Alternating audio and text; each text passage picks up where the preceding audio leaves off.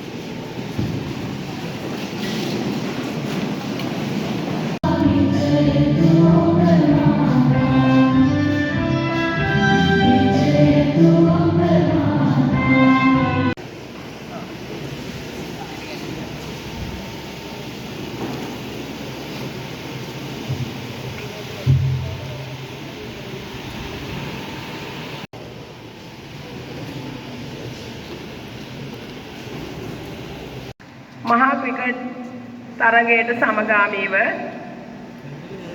අද දින අපේ පාසල මූලික කොටගෙන විවාද තරගයක් පැවැත්වීමට සුදුසුයි කියලා පාසල් දෙකත් එක්ක අපි කතා බහ කරගත්තා. මීට දශක 3කට එහා ගිය ඉතිහාසයක් තුල පාසලේ 4 පන්ති ඉන්නකොට දවසක්දා පන්ති භාර ගුරුතුමිය මට කතාවක් කරන්න කියපු අවස්ථාවේදී මට කතාව කරගන්න බැරි වෙලා මට ඊට පහුවෙන්දා මම ඉස්කෝලේ ආව නැති ළමයෙක්. හැබැයි මට උනන්දුව තිබුණා මම කවදා හරි හොඳට කතා කරනවා කියලා. හැබැයි ඊට පස්සේ මගේ ජීවිතේ ලැබිච්ච සෑම අවස්ථාවකම මම ඉදිරිපත් වුණා. ට ලක් කිරීම වත්මන් ශ්‍රී ලංකාව තුළ ප්‍රායෝගික ක්‍රියාවලියක් වේ ප්‍රායෝගික ක්‍රියාවලියක් නොවේ. මෙම තරගවටේ තරගය යෝජනා කරනු ලබන්නේ පානදුර සාන්ත ජෝන් ජාතික පාසල. ඒ වගේම මාතෘකාව ප්‍රතියෝජනා කරනු ලබන්නේ පානදුර රාජකීය විද්‍යාලය.